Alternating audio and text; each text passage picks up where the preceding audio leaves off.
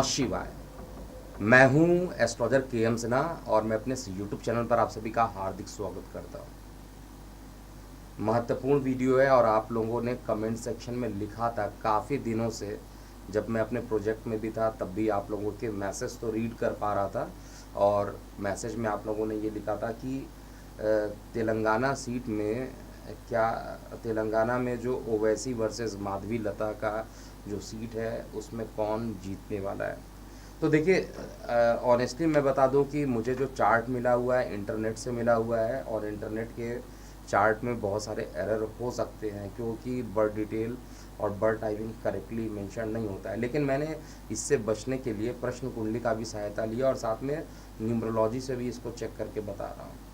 और इन तीनों ही मेथड से, क्योंकि जो बर्थ चार्ट है अगर देखा जाए तो माधवी लता के बारे में जो मैंने बायोग्राफी पूरा पढ़ा उसमें विरंची हॉस्पिटल की ये चेयरपर्सन है, भारतनाट्यम भी इनको आता है बहुत अच्छा, और राजनीति शास्त्र से इन्होंने एमए भी किया हुआ है।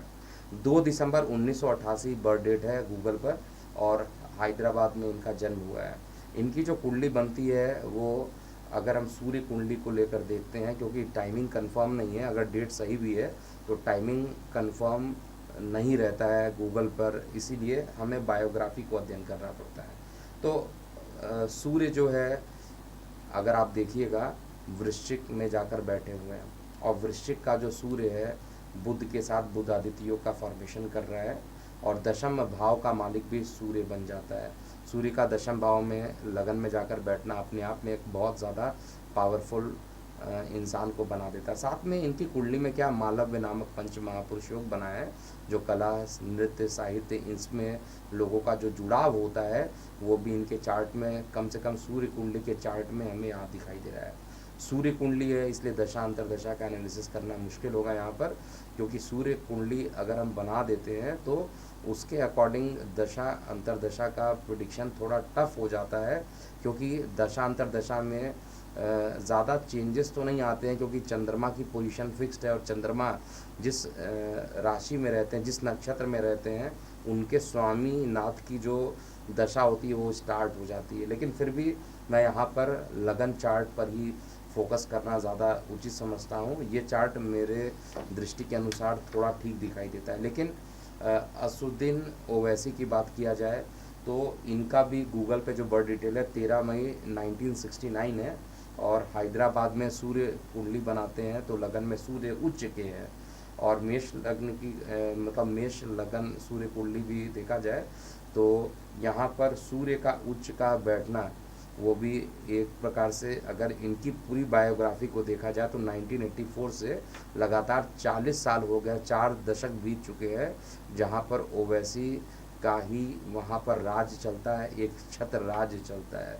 अब प्रश्न ये उठता है कि क्योंकि कुंडली में यहाँ पर बहुत ज़्यादा बर्थ डिटेल कंफर्म नहीं है तो उस पर बहुत ज़्यादा फोकस नहीं करूँगा, मैं न्यूमरोलॉजिकली बात करता हूँ। प्रश्न कुंडली जिन्होंने पूछा था वहाँ से भी सेम आंसर मेरा निकल रहा है, जो कंक्लूजन में बताऊँगा। अब हम न्यूमरोलॉजी पे आ जाते हैं। देखिए, माधवी लता का जो न्यूमरोलॉजी बनता है, जिस नाम से ये फेमस है, वो 4 अंक बनता है। 4 नंबर यूरेनस का या राहु का बनता है, और राजनीति के लिए राहु अच्छे माने जाते हैं, इसमें कोई दिक्कत नहीं है। लेकिन असुद्दीन ओवैसी का जो पूरा न्यूमरोलॉजिकल नंबर बनता है वो 8 नंबर बनता है, जो कि शनि का नंबर बनता है। शनि का नंबर होना, अब शनि से स्ट्रांग तब होगा जब न्यूमरोलॉजी नंबर आपका 1 बनता तो बहुत स्ट्रांग हो जाता है। शनि, हालांकि कहा जाए शनि और राहु में अगर आप कहा जाए कौन ज़्यादा स्ट्रांग है, तो राहु ऑलरेडी शनि का एजेंट माना जाता है। मतलब ग्रहों की दृष्टि के हिसाब से देखा जाए तो राहु एजेंट बन जाता है शनि का। मैं ये ब्लेम नहीं कर रहा हूँ कि यहाँ पर जो लोग लड़ रहे हैं ओवैसी के विरुद्ध वो उनके एजेंट बन जाएंगे, ऐसा नहीं कह रहा हूँ बिल्कुल। लेकिन ग्रहों की दृष्टि से कहा जाता है कि जो राहु है वो शनि का एजेंट माना जाता है। अब ये एजेंट है तो ताकतवर तो कम होगा, क्योंकि शनि मालिक बन जाते हैं, और शनि राहु का जो कॉम्बिनेशन होता है उसमें शनि ही जीतता है, क्योंकि शनि पावरफुल हो जाता है बहुत ज़्यादा। दूसरी इम्पॉर्टेंट चीज़ जो मुझे हॉरोस्कोप में भी दिखाई दी है कि बृहस्पति केतु की युति जो है ओवैसी के चार्ट में, और ओवैसी अपने धर्म को लेकर यानी मुस्लिम समुदाय के धर्म को लेकर वो बहुत ज़्यादा एग्रेसिव रहते हैं और वो अपने धर्म का पालन कर रहे हैं। निश्चित रूप से माधवी लता का जो न्यूमरोलॉजिकल नंबर है जिसको मैं ज़्यादा फोकस करना चाहूँगा वो थोड़ा कमज़ोर पड़ रहा है।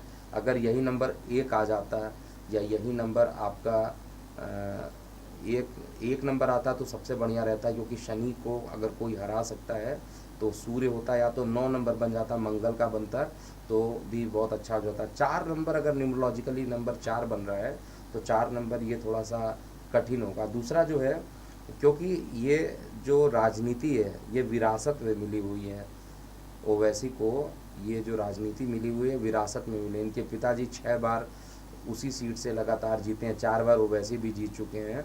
और AIM के जो 2 सीट जो उन्होंने लोकसभा चुनाव में जीता था, 2 मेंबर जो इनके लोकसभा में है, वो निश्चित रूप से इनको विरासत में मिली हुई चीज़ें हैं।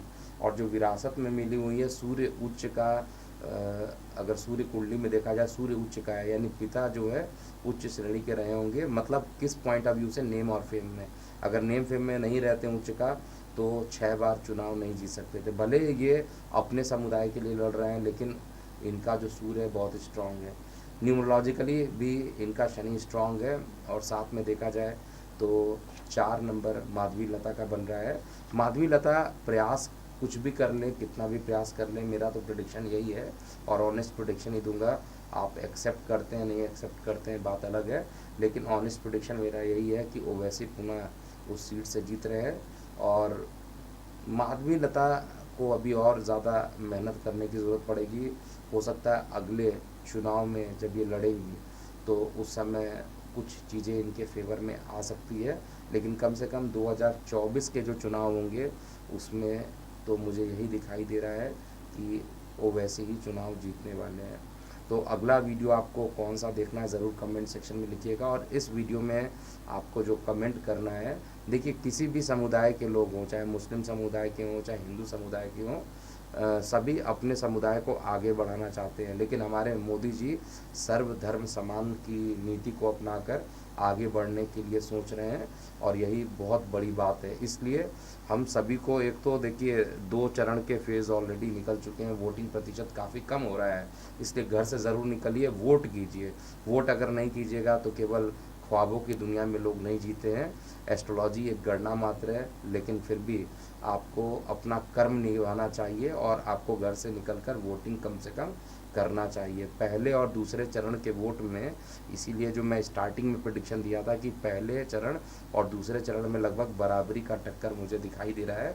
उसके बाद से तीसरे चरण का जो वोट होगा उसके बाद से स्थिति जो है पूरे एक तरफ से बीजेपी के पक्ष में ज़्यादा बढ़ेगी। लेकिन फिर भी एक कैलकुलेशन था, उसको मैंने यहाँ पर देना उचित समझा। इससे पहले मैंने अखिलेश यादव और सुब्रत पाठक जी पर भी मैंने अभी एक वीडियो पोस्ट किया, उस वीडियो को भी आप देख सकते हैं और अपनी प्रतिक्रिया कमेंट सेक्शन में लिख सकते हैं। तो अभी के लिए इतना ही। मैं हूँ एस्ट्रोलॉजर KM सिन्हा। ओम नमः शिवाय।